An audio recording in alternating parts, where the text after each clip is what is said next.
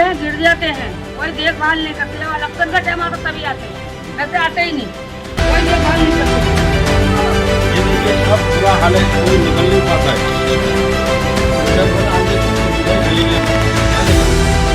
Dengue की बीमारी यहाँ पर आ गई है, इसी पानी की गंदे पानी की।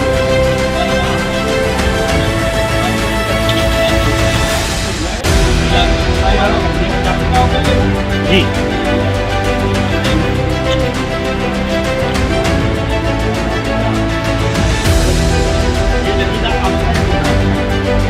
चाहता हूँ अगर 4 दिन के अंदर मकरानी गली साफ नहीं होगी, मैं गोलब सर के यहाँ पब्लिक लेके बैठ जाऊंगा और कीचड़ डाल के अपने ऊपर कीचड़ डाल के बैठूंगा। ये मोर्चा मैं लेने वाला हूँ और ये मेरा वार्निंग है गोलब सर को कि ये सफाई करा दो सर, नहीं तो मैं मोर्चा ले लूँगा वहाँ।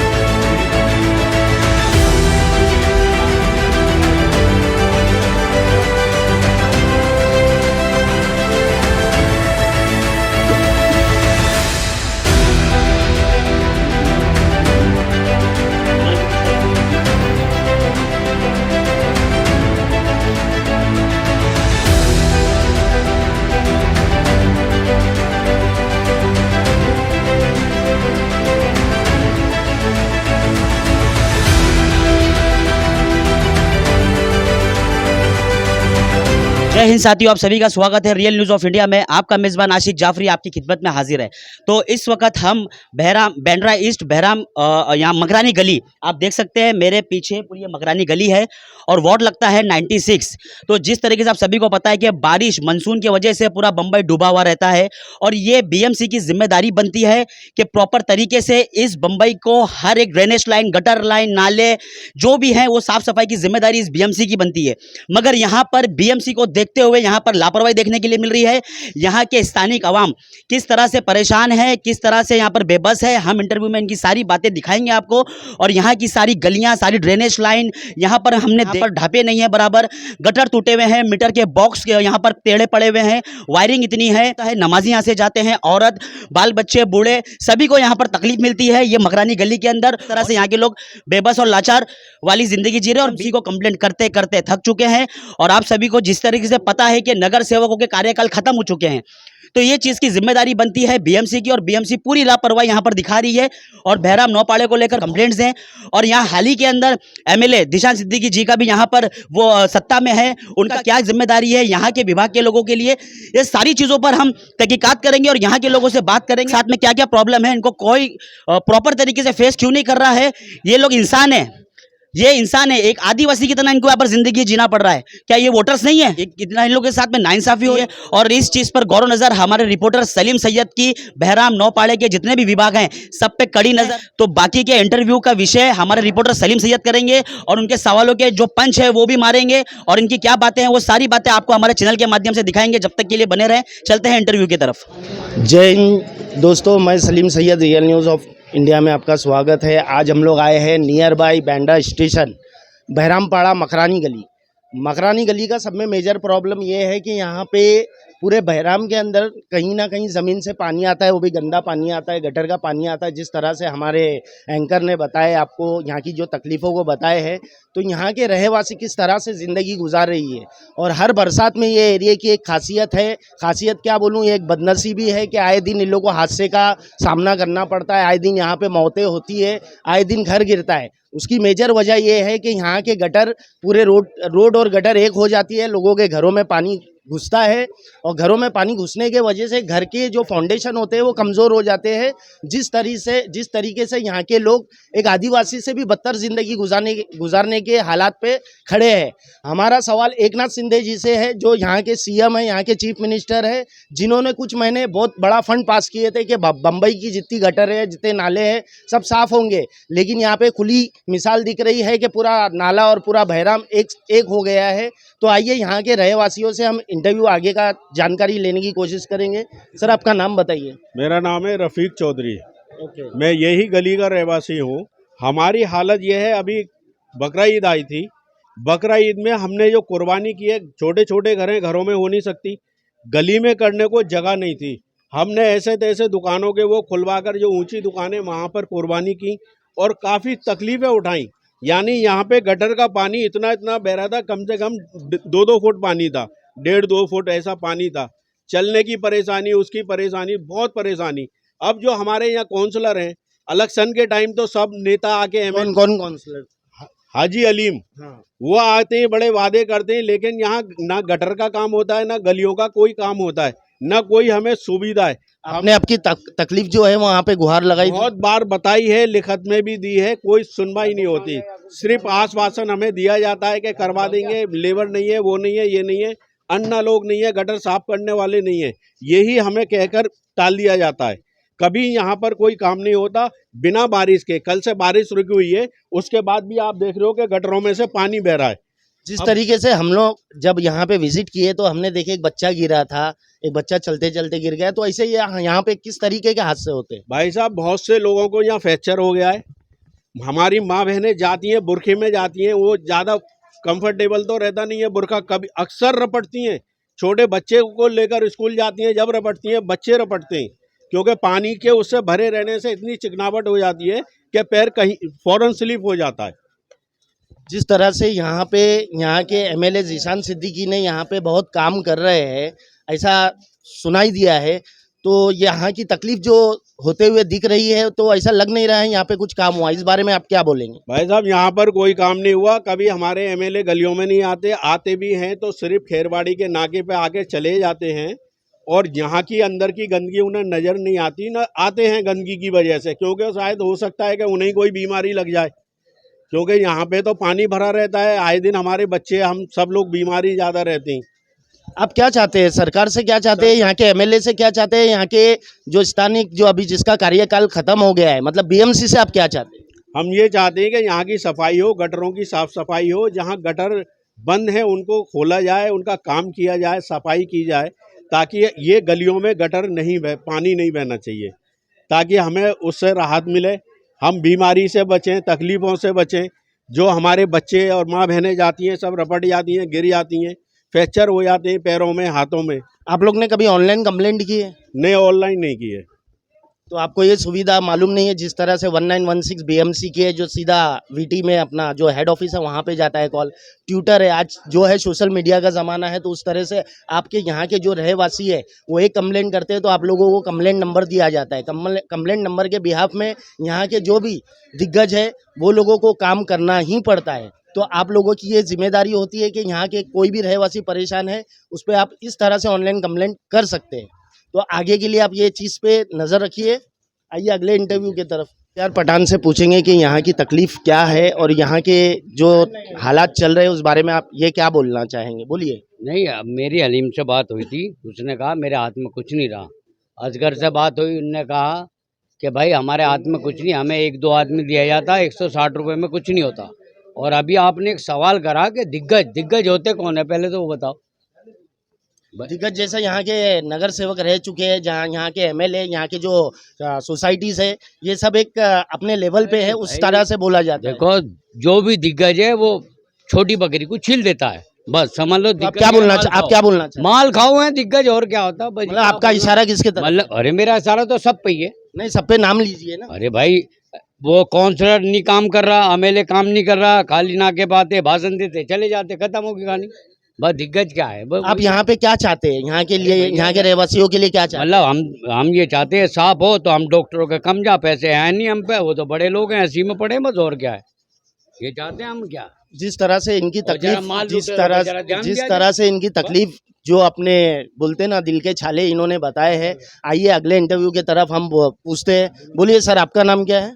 याकूब अली। बोलिए सर, क्या यहाँ की परेशानी क्या है और यहाँ क्या किस तरीके से आपको हालात फेस करना पड़ रहा है, और आप सरकार से, आपके यहाँ के नगर सेवक से, यहाँ के एमएलए से, नगर सेवक तो है नहीं, यहाँ के एमएलए से आप क्या चाहते हैं और क्या रिक्वेस्ट करेंगे? हम लोग ये चाहते हैं कि सिर्फ हमारे इधर जो है वोटिंग के टाइम सब नेता लोग आते हैं और बोलते हैं भाई हम ये कर देंगे वो कर देंगे, और हम लोग वोट देते हैं। देने के बाद जब जीत कर आते हैं तो जैसा काम करना चाहिए वैसा काम होता नहीं है, चाहे वो कोई भी नेता हो। मतलब आप लोग सिर्फ वोट देने के लिए? हाँ, सिर्फ हमारे को यूज करने के लिए। हम लोग वो बत्ती वाले, शादी में नहीं बत्ती वाले जाते हैं, काम हो गया शादी का उसके बाद खत्म, वैसे है। क्योंकि यहाँ इतनी तकलीफ है लोगों को चलने फिरने क्या, और सबसे पहले तो यहाँ हम लोग को सांस लेने के लिए ये नहीं, आप देखो खुद पसीने में भीगे हुए हैं, या वो देखो भाई पसीने में भीगे हुए, कि हम लोग को खुली हवा मिलती नहीं है। आप इस चीज़ की जिम्मेदारी किसको देंगे? जो परेशानियां आप उठा रहे हैं, इस चीज़ का जिम्मेदार कौन कहलाएंगे? देखो इसके जिम्मेदार खास करके जो यहाँ से जीत कर आए हैं, जिनको काम करना चाहिए उनको जिम्मेदार ठहराएंगे। क्योंकि अच्छा हम उनको बता भी रहे कि यहाँ से ऐसा नहीं, ऐसा अगर आप काम करते हैं तो पूरी गली सफ़ा हो जाती है। गली यहाँ की भी होती है, रोड की एक मार्ग की जो उन्होंने गटर बनाए, जो राहत मेडिकल से लेके तो रेती वाली की दुकान तक का, वो पहली बार जो बनाया उन्होंने, अभी तक का उसकी एक बार भी सफाई नहीं हुई। तो कहाँ से पानी जाएगा? जब वहाँ से पानी आगे जाएगा तो मकरानी गली का पानी यहाँ से उधर जाएगा और उधर से फिर क्लियर होगा, और जब यहाँ पानी जमेगा तो खेर नगर में पानी जमेगा। तो ये समझते ही नहीं है लोग। मतलब यहाँ का मेजर प्रॉब्लम जो है वो ज़मीन से पानी आना है। यहाँ के जो रहवासी है किस तरीके से तकलीफ़ उठा रहे हैं, आइए हम कुछ बातें पूछेंगे और यहाँ की तकलीफ़ जानने की कोशिश करेंगे। किस तरीके से तकलीफ़ हो रही है इस बारे में बताइए। सर ये तकलीफ ये क्या है, पूरे गटर ब्लॉक, गटर जाम है। ये बारिश से पहले साफ नहीं कराते, घरों में पानी भरा हुआ है। औरतें पानी भर जाता है तो अपना किचन पे सामान रख के गुजारा करती हैं, बच्चों को स्कूल छोड़ने नहीं जा सकती। काफ़ी तकलीफें आ रही हैं। देखो आप देख ही रहे हैं कितना गटर का पानी बह रहा है। म्यूनसिपैलिटी में वहाँ भी बोलते हैं तो आश्वासन दे देते हैं 2 दिन में। ऐसा हर बरसात में होती है, हर मानसून में बरसात में ऐसे ही होता है। यहाँ पे ढाबे टूटे पड़े हुए हैं। देखो मैं सामने ही दुकान है, यहाँ से पानी बहता रहता है। हमारे चैनल के माध्यम से आप चीफ मिनिस्टर एकनाथ शिंदे जी और यहाँ के एमएलए, वो उनको क्या मैसेज देना चाहिए? सबसे यही रिक्वेस्ट है कि यहाँ की साफ सफाई का, गटरों का, नालों का ध्यान दिया जाए। यहाँ हम लोग कुत्ते जैसी ज़िंदगी बसर कर रहे हैं। यहाँ पे इलेक्शन के टाइम तो सब लोग आ जाते हैं, हम ये करा के देंगे वो करा के देंगे। इलेक्शन निकल जाता है तो फिर ना कारपोरेटर आता है ना कोई आता है। आते हैं तो रोड पे अपना निकल जाते हैं वहाँ पे भाषण करके। यहाँ हमारा यही रिक्वेस्ट है कि हमें यहाँ पे थोड़ा साफ सफाई का ध्यान दिया जाए। ये थोड़ी हमारी छोटी मोटी तकलीफें, और तो हमें ज़्यादा उम्मीदें नहीं है इन लोगों से। हम तो खुद देखिए किस तरीके से बद से बदतर जिंदगी गुजारने पे यहाँ के लोग मजबूर है। आइए यहाँ के एक रहीवासी, एक मैडम है, उनसे पूछेंगे कि अफसाना खान। हाँ बोलिए, क्या तकलीफ है यहाँ? तकलीफ क्या है? गंदगी में तो गिर गई, मेरा तो पैर भी टूट गया। मैं किससे कहूँ, इतनी तकलीफ है मुझे, कुछ कहने को नहीं। निकलने में सब औरतें इतना गिर रही, कहीं बच्चे लेके गिर रही, कहीं सर फटे जा रहे हैं, कहीं मुंह टूटे जा रहे हैं। इस तरीके से यहाँ का हाल है, सफाई है ही नहीं। तो आप क्या बोलना हम चाहेंगे? यहाँ ये चाहते हैं कि यहाँ सफाई हो, अच्छे से रहे, अच्छे से निकले जाए आए। तो हम लोग भी इंसान है ना, जानवर तो है ही नहीं। आते कुछ महीने में यहाँ पे बीएमसी का इलेक्शन होने वाला है, तो यहाँ के नेताओं को आप क्या मैसेज देना चाहेंगे? कुछ नहीं दूंगी, जो नेता आके कुछ कर ही नहीं रहा तो दूंगी, सफाई करें, बस यही मैसेज देंगे। अगर सफाई नहीं होती है आपके हिसाब से, आपके भरोसे पे वो खड़े नहीं उतरते, तो आगे वोट देने का आपका क्या? मैं कचरा समझूंगी, मैं कचरा समझूंगी। जो सफाई नहीं है, जब हम तुम्हें नेता बनाएंगे, हम ही लोग की चरतन जीतोगे, उसके बाद क्या करोगे? चले जाओगे। फिर ये गटर में हम लोग को रहना, तो वैसा काम ही मत करो ना, आप आके सफाई करो। यहाँ के आवाम देखिए किस तरह से नाराज है यहाँ के नेताओं से, यहाँ के पॉलिटिशियनों से। तो आइए और अगले इंटरव्यू की तरफ हम नावेद चौधरी जी से पूछेंगे कि ये खास करके यहाँ की तकलीफ़ों को समझते हैं, यहाँ के जो रहवासी जिस तरीके से उठाए हैं, वो तकलीफ उठा रहे हैं, उस बारे में जानते हैं। आइए पूछेंगे। बोलिए नावेद जी, हमारे चैनल में आपका स्वागत है। आप यहाँ के हमारे दर्शकों को और यहाँ के जो जिम्मेदारों को क्या मैसेज देना चाहेंगे और इस तकलीफ के बारे में क्या बोलना चाहेंगे? ये तकलीफ़ के बारे में ये बोलना चाहूँगा, जैसे कि मैं तो पहली बात यहीं पला बड़ा इस गली के अंदर ही हूँ, और हर बार ये देखा है कि एमएलए, एमपी, नगर सेवक खाली वादा करते हैं, वादे के बाद यहाँ आना तो किसी को नहीं है, आना नहीं है। फिर बीएमसी में मैं खुद कंप्लेंट करता हूँ, बीएमसी में मैंने खुद कंप्लेंट किया तो हमारी ईद भी गटर के पानी में हो गई, हमारी ईद भी गटर के पानी में हो गई। वो आए और थोड़ा सा एक गटर साफ़ करके चले गए, अपनी फॉर्मेलिटी पूरी करके चले गए। फिर उसके बाद यहाँ पे आए, आप ये देख सकते हो, ये साफ करने के लिए मैं 3 दिन से कंटिन्यू कॉल कर रहा हूँ, गोलब सर क्या हुआ, गोलब सर क्या हुआ। गोलब सर कौन है? गोलब सर यहाँ के बीएमसी ऑफिसर है जिनके यहाँ चार्ज में आता है। तो गोलब सर क्या हुआ, तो गोलब सर ने आज मेरे को बोले कि अरे मैं कल सुबह 9:30 बजे आता हूँ। फिर बोले मेरे को, फिर मैं तो 9:30 बजे आता हूँ, 2 दिन हो गए 9:30 नहीं बजे। हमारी जानकारी के मुताबिक कुछ मजदूर बीएमसी ने ऑलरेडी दे रखे हैं कि हर एरिया में डिवाइड करके 5 से 10, 10 से 15, 15 से 20 मजदूर दिए हैं। तो यहाँ के जो साफ सफाई के कर्मचारी है वो लोग नहीं आते, या वो लोगों से कोई शिकायत है? बीएमसी ने 22 मजदूर दी हुई है, जो कर्मचारी होते हैं अन्ना, उनको 22 दी हुई है। तो जो उनका हेड होता है असगर नाम है उसका, असगर ने 10 अन्ना खाली काम करा रहा है, बाकी 12 अन्नाओं की पगार खा रहा है। 180 रुपये दस्तक बस्ती के हाँ, दस्तक बस्ती के, और 180 रुपये उनको पगार दे रहा है, और उनको बीएमसी से 500 रुपये पगार पर डे मिल रही है। और आज भी मैंने उनको कंप्लेंट किया, मैंने बोला सर मेरी गली में फिर पानी आ रहा है, वो गटर साफ़ करवा दीजिए, वो चेंबर साफ़ करवा दीजिए। तो उन्होंने मैं ये जवाब दिया, मैं कल सुबह 9:30 बजे आ रहा हूँ। 9:30 बजे नहीं, वो आए नहीं अभी तक। मेरा रोज़ की कंप्लेंट है, रोज़ कॉल कर रहा हूँ। 169 पे आप बोल रहे हो, जो मैं रोज़ कंप्लेंट करता हूँ, मेरे पास कंप्लेंट नंबर भी है, लेकिन वो आने के बाद खाली उनका ये ट्रांजेक्शन, अरे अन्ना नहीं है, अरे अन्ना छुट्टी पे। अरे तो तुम क्या कर रहे हो, अन्ना छुट्टी पे कैसे, तुम कर क्या रहे हो? खाली तुम्हारा यही काम है क्या यहाँ आओ? और वो असगर है, उसको जिम्मेदारी दी है, तो बोले अरे आज अन्ना सब छुट्टी पे है, एक काम करो मेरे को 200-200 रुपये दे दो, मैं प्राइवेट अन्ना लाता हूँ और साफ़ करा दूंगा। बस उसका यही काम है। अब मैं ये आपके माध्यम से, चैनल के माध्यम से ये बोलना चाहता हूँ, अगर 4 दिन के अंदर मकरानी गली साफ़ नहीं होगी, मैं गोलब सर के यहाँ पब्लिक लेके बैठ जाऊँगा और कीचड़ डाल के, अपने ऊपर कीचड़ डाल के बैठूंगा। ये मोर्चा मैं लेने वाला हूँ, और ये मेरा वार्निंग है गोलब सर को कि ये सफाई करा दो सर, नहीं तो मैं मोर्चा ले लूँगा वहाँ पूरी पब्लिक लेके। किस तरह से किसी की मजबूरी का फ़ायदा यहाँ पे उठाया जा रहा है, वो लोगों की तकलीफ़ का जो जिस तरीके से बोलते ना कि इंसान मजबूर है तो उसको किस तरह से बेबस किया जाए। यहाँ पे खुले हालात नज़र आ रहे हैं, खुले हालात दिख रहे हैं। हमारा सवाल ख़ास करके, हमारी रिक्वेस्ट एमएलए से है कि यहाँ के एरिया में ध्यान दे, यहाँ के लोग बद से बदतर ज़िंदगी जी रहे हैं। आइए हम अगले इंटरव्यू की तरफ जाएँ। हाँ, मैं सिराजुल अंसारी बोल रहा हूँ। यहाँ पर हमारी जो बस्ती है, ये मैं जब भी देखो यही परेशानी आती है कि गटर भरे रहते हैं, रास्ते में बच्चे जो स्कूल सुबह जाते हैं ना, उनके बच्चे के माँ भी गिर जाती है, बेटा भी गिर जाता है, कभी कभी वो स्कूल जाने से भी रुक जाते हैं। और यहाँ पर हर 24 घंटे पानी बहता रहता है, गटर साफ़ ही नहीं करने के लिए कोई आता ही नहीं, म्यूनसिपलिटी का आदमी भी नहीं आता है। और ये जितने भी आदमी हैं वर्कर जो है ना, वो किसी की सुनते भी नहीं है। आजकल वो तो बड़े लीडर हैं, और जो लीडर आते हैं यहाँ पर वोट मांगने के लिए आते हैं, वो हाथ जोड़ते हैं, हाथ जोड़ कर वोट मांगते हैं, और जब वो निकल जाते हैं, वो जीत जाते हैं, तो फिर हमें हाथ जोड़ने पड़ते हैं। हम हाथ जोड़ के आज उनसे कहते हैं कि भाई तुम हमारे पास आके हमारा काम करो। आपका कहना ये है कि 1 महीना वो हाथ जोड़ते, 5 साल आप हाथ जोड़ते? 5 साल हाल हम जोड़ते हैं उनके सामने खड़े रह के, क्योंकि 5 साल तक वो हमसे हाथ जुड़वाते हैं, और कभी भी जो है ना वो आते नहीं है हमारे पास, इधर देखने भी नहीं आते। देखिए किस तरह से अंधाधुनी राज चल रहा है, किस तरह से बीएमसी की लापरवाही नज़र आ रही है, किस तरह से यहाँ के जिम्मेदारों की लापरवाही नज़र आ रही है। आइए हम लोग कुछ घरों में विजिट करते हैं, वहाँ की क्या तकलीफ़ें देखते हैं। हम लोग गोली में नहा नहीं सकते, पूरा फुल भर जाता है, बारिश होती है पूरा भर जाता है। भरा हुआ है ना बाथरूम, ये बिना बारिश के अभी है।